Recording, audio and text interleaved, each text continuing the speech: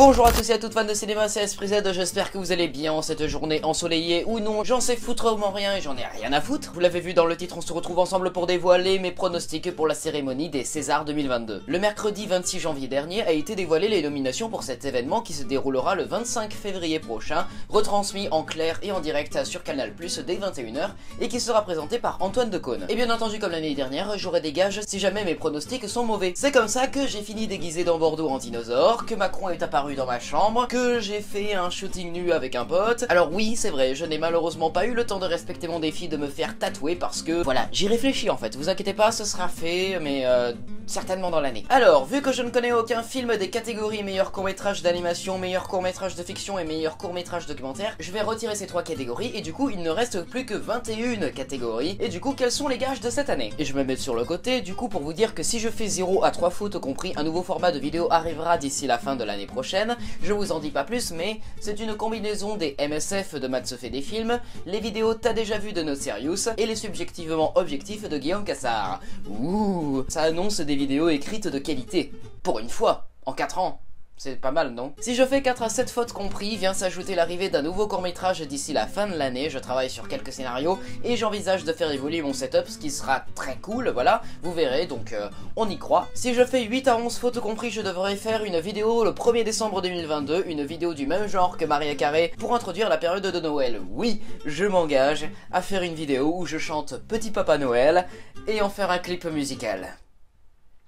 Voilà. Si je fais 12 à 15 fautes compris, vient s'ajouter un gage qui n'avait pas été atteint l'année dernière, faire la fameuse YTP sur Shrek 4 que vous attendez depuis 3 ans, putain. Et après je tire ma révérence pour les YTP, mais voilà. Si je fais 16 à 21 fautes compris, vient s'ajouter un gage qui n'avait pas non plus été atteint l'année dernière, faire une vidéo où je fais cuire des pâtes en slip, histoire de faire plaisir aux futurs étudiants qui, comme moi avant, ne savaient pas faire cuire des pâtes à l'eau. Voilà, ce sera un petit tuto cuisine, tranquille, tranquille, tranquille. Allez, c'est parti pour les pronostics des César 2022. Pour le César du meilleur film sont nominés Aline, Annette, Bac Nord, L'événement, La fracture, Illusion perdue et Onoda 10 000 nuits dans la jungle. Alors même si j'aimerais beaucoup qu'Annette remporte le César, je pense que l'Académie récompensera L'événement qui a déjà reçu le Lion d'Or à Venise et qui a failli partir aux Oscars pour nous représenter donc, voilà, meilleur film pour L'événement. Je vous en prie. Pour le César de la meilleure réalisation sont nominés Valérie Lemercier pour Aline, Léo Scarax pour Annette, Cédric Jiménez pour Bac Nord, Audrey Diwan pour L'événement, Xavier Guénoli pour Illusion perdue, Arthur Harari pour Onoda 10 000 nuits dans la jungle et Julia Ducournau pour Titane. C'est vraiment très compliqué parce qu'il y a de tout et parce que la mise en scène est bien travaillée dans tous ces films. Alors je vais voter pour Léo Scarax parce que Annette, voilà, même si j'ai un peu peur que ce soit Julia Ducournau pour Titane, mais voilà, je choisis Léo Scarax pour Annette parce que la Réa m'a scotché sur place, parce que c'est mon top 2 de 2021.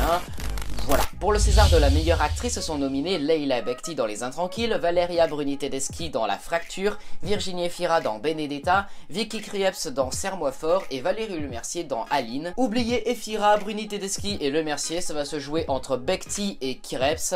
Et en vrai, je voterai pour Vicky Krieps dans Serre-moi fort, film que je n'ai pas vu, mais je suppose qu'elle a plus de place pour donner une incroyable interprétation, alors que Leila Bekti, elle partage l'affiche avec Damien Bonnard pour Les Intranquilles, qui lui aussi délivre une performance, donc je pense que ça se voit un peu plus quand c'est Krieps qui joue que quand c'est Bekti. Pour le César du meilleur acteur sont nominés Damien Bonnard pour Les Intranquilles, Adam Driver dans Annette, Gilles Lelouch dans Bac Nord, Vincent Macaigne dans Médecin de nuit, Benoît Magimel dans De son vivant, Pio Marmaille dans La fracture et Pierre Ninet dans Boîte noire. J'ai tellement envie de récompenser Macaigne, Ninet et Lelouch pour leur jeu, mais je ne peux pas passer à côté de celui d'Adam Driver dans Annette parce que, voilà, il n'a reçu aucune nomination aux Golden Globes 2022, donc voilà, moi je le fais pour les Césars. Voilà, Adam Driver, tu mérites ton César du meilleur acteur parce que t'es incroyable là-dedans. Pour le César de la meilleure actrice dans un second rôle sont nominés Jeanne Balibar dans Illusion perdue, Cécile de France dans Illusion perdue, Assatou Diallo Sagna dans La fracture, Adèle Exarchopoulos dans Mandibule et Daniel Fichot dans Aline. Alors autant le dire tout de suite, je n'ai pas vu Illusion perdue, ce qui n'est pas très avantageux vu que c'est le film qui a reçu le plus de nominations pour la cérémonie de cette année.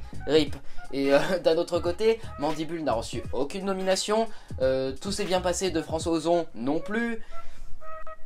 Voilà, il y a des oubliés, il y a des oubliés. Pareil, je n'ai pas vu La Fracture, mais j'ai vu Aline, donc mon choix se dirige vers Adèle Exarchopoulos dans Mandibule, voilà, même si se pourrait que ce soit Cécile de France pour Illusion perdue, voilà. J'ai un peu peur de Cécile de France, mais non, franchement, Adèle Exarchopoulos est très drôle dans Mandibule, et en vrai, elle joue très bien, c'est certainement celle qui a le jeu le plus hystérique dans le film, voilà. C'est sympa Mandibule en plus. Pour le César du meilleur acteur dans un second rôle sont nominés François Civil dans Bac Nord, Xavier Dolan dans Illusion perdue, Vincent Lacoste dans Illusion perdue, Karim Leclou dans Bac Nord et Sylvain Marcel dans Aline. Alors oubliez Sylvain Marcel, voilà, désolé Aline. Ça se joue donc entre deux comédiens d'Illusion perdue et deux comédiens de Bac Nord. J'ai vu Bac Nord mais pas Illusion perdue. Je trouve les comédiens de Bac Nord très drôles et impliqués mais pas exceptionnels. Alors ça se joue sur Illusion perdue. Et je pense pouvoir dire que c'est Xavier Dolan qui sera récompensé. Parce que d'après certaines critiques que j'ai lues, il jouerait le personnage le plus profond du film. Donc voilà, il y a matière, même si j'ai peur que Vincent Lacoste le remporte. Bah, même s'il le remporte, je serais heureux parce que c'est Vincent Lacoste, il est cool Vincent Lacoste. Pour le César du meilleur espoir féminin sont nominés Noé Habitat dans Slalom, Salomé Deswals dans Illusion perdue, Agathe Roussel dans Titane, Anna Maria Bartolomei dans L'événement et Lucy Zhang dans Les Olympiades. Et même si les comédiennes de Titane et de L'événement le méritent énormément beaucoup, est-ce que ça se dit ça, énormément beaucoup? Je pense que ce sera Noé Habitat dans Slalom, parce que j'en ai entendu beaucoup de Slalom, j'en ai entendu énormément en bien, en très bien même, surtout du côté de l'actrice, donc voilà, Noé Habitat, c'est pour toi. Pour le César du meilleur espoir masculin sont nominés Sandor Funtek dans Suprême, Sami Woutalbali dans Une histoire d'amour et de désir, Timothée Robard dans Les Magnétiques, Makita Samba dans Les Olympiades et Benjamin Voisin dans Illusion perdue. Alors c'est vraiment bizarre que Benjamin ne soit pas nominé en meilleur acteur, mais en meilleur espoir masculin, alors qu'il l'était déjà l'année dernière avec été 85, bon, c'est clairement lui qui va gagner, hein. Y a pas photo, c'est Illusion perdue qui va gagner, c'est Benjamin Voisin qui va gagner. Pour le César du meilleur scénario original sont nominés Aline, Annette, Boîte Noire, La Fracture et Onoda des Mille Nuits dans la Jungle. Alors même si Onoda et Boîte Noire le méritent, je me dis que je me mouille pas trop en disant que ce sera Annette, parce que ça mérite amplement le César, vu que c'est une histoire originale. Oui, parce que Aline s'est adaptée librement de la vie de Céline Dion, La Fracture c'est une histoire qui se situe après une manifestation de gilets jaunes, et du coup là ça s'écrit très vite en fait. Il y a une bourge, il y a un manifestant, etc. quoi. Boîte Noire c'est d'après les faits réels, et Onoda pareil. Donc voilà, Annette, c'est l'histoire la plus originale. Pour le César de la meilleure adaptation sont nominés Les Choses Humaines, L'événement, Illusion perdue, Les Olympiades et Serre-moi fort. J'ai entendu beaucoup de bien des Choses Humaines, mais je pense que ça se jouera entre Illusion perdue adapté de Balzac et L'événement adapté d'Annie Ernaux, et je pense que l'Académie va considérer qu'adapter du Balzac et le faire vraiment bien est un sacré défi. Du coup, mon choix se dirige vers Illusion perdue. Pour le César des meilleurs costumes sont nominés Aline, Annette, Délicieux, Eiffel et Illusion perdue. Alors quand je pense costume, je ne retiens pas Annette, ni Aline, ni Délicieux. Par contre, pour les costumes d'époque, ça se joue entre Eiffel et Illusion perdue, et je pense que ce sera Illusion perdue, parce que en vrai, quand on regarde Eiffel, on voit la tour, on voit la relation amoureuse entre Romain Duris et Emma Mackey, alors que dans Illusion perdue, bah il y a des bals masqués, il y a les travailleurs de la presse qui sont bien habillés, enfin voilà quoi. Oui, c'est Illusion perdue qui remportera ce César, je pense. Pour le César des meilleurs décors sont nominés Aline, Annette, Délicieux, Eiffel et Illusion perdue. Alors là, oui, c'est vrai, les rues et la tour Eiffel à moitié construite remporteront le César. Alors je pourrais dire que les Oscarax... voilà, il pourrait remporter, au niveau décor, la maison d'Adam Driver et de Marion Cotillard, voilà, bon c'est un peu moderne mais c'est simple. La salle de spectacle, pareil c'est aussi simple. Il y a juste le grand stadium où ils font le concert à la fin, mais voilà, ça ne vaut pas le film d'époque qui est Eiffel. Pour le César de la meilleure photographie sont nominés Annette, Illusion perdue, Les Olympiades, Onoda des Mille Nuits dans la Jungle et Titane.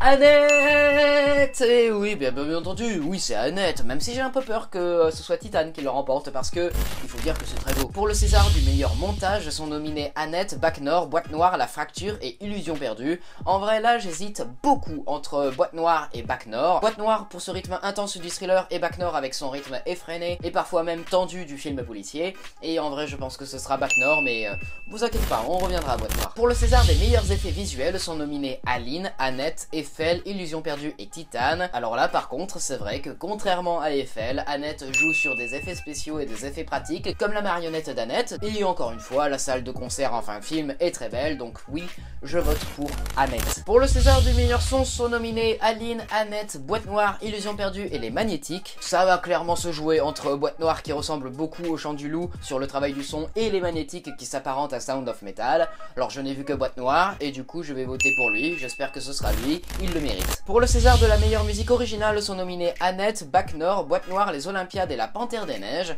C'est clairement Annette qui va le remporter, voilà, il n'y a pas de débat, c'est une comédie musicale originale, même si c'est vrai que la musique dans Bac Nord est très sympa, voilà. Mais quand même, Annette, we love each other so much, so may we start. Bah les Sparks Brothers quoi, voilà, merde quoi. Ça vaut entièrement le César. Pour le César du meilleur premier film sont nominés Gagarine, Les Magnétiques, La Nuée, La Panthère des Neiges et Slalom. J'aimerais tellement que ce soit La Nuée parce que j'aime vraiment beaucoup, mais ça se jouera entre Slalom et Gagarine et je vote pour ce dernier parce que ça parle de banlieue et que je pense qu'il y a plus de profondeur dans l'écriture du film et même la dimension navette spatiale, tout ça rajoute encore plus que Slalom quoi. Pour le César du meilleur film d'animation sont nominés que 3 films, Même les souris vont au paradis, Le Sommet des dieux et La Traversée. Ça va clairement être Le Sommet des dieux, voilà, c'est adapté de la série BD, et ça a été très encensé, critiqué très positivement par la presse et les spectateurs, comme un film à la fois mature et très respectueux de l'œuvre originale, voilà. Oui, certes, je ne l'ai pas vu, mais même des membres de ma famille m'en ont dit du bien pendant les vacances de Noël, donc voilà, je vote pour Le Sommet des dieux. Pour le César du meilleur film étranger sont nominés Compartiment numéro 6, Drive My Car, First Co, Julie en 12 chapitres, La Loi de Téhéran, Madres Paralelas et The Favor. Alors oublions Compartiment numéro 6, First Co, Madres Paralelas et The Favor. Drive My Car a été critiqué très positivement, Julie en 12 chapitres est un incroyable coup de cœur, mais je pense que ce sera La Loi de Téhéran parce que beaucoup de top films 2021 dans la presse contenaient ce film iranien, et même si j'ai peur que Julie le remporte, si elle le remporte, j'en serais quand même ravi, voilà. J'adore tellement Julie en 12 chapitres, je vais pas lui en vouloir. Et enfin pour le César du meilleur film documentaire sont nominés Animal, Bigger Than Us, Debout les femmes, Inde galante et La Panthère des Neiges. Alors Animal ou La Panthère des Neiges, j'ai bien plus entendu de bonnes choses de ce dernier que Animal, et pourtant Animal parle des problèmes climatiques, alors je pense que ce sera La Panthère des Neiges, et en plus ce n'est pas la seule catégorie où il apparaît, donc je pense qu'il remportera au moins celle-ci. Et voilà, c'était mes pronostics pour cette 47e cérémonie des Césars. Quand la cérémonie sera passée, on fera la vidéo débrief des résultats et on verra quel gage je vais devoir respecter. C'est la fin de cette vidéo et j'espère qu'elle vous aura plu. Si c'est le cas, bah vous savez quoi faire. N'hésitez pas à vous abonner, partager, commenter, liker cette vidéo et n'hésitez pas aussi à me suivre sur tous les réseaux sociaux et à activer les notifications. On se retrouve très vite pour une nouvelle vidéo. C'était Esprit Z. Coupé!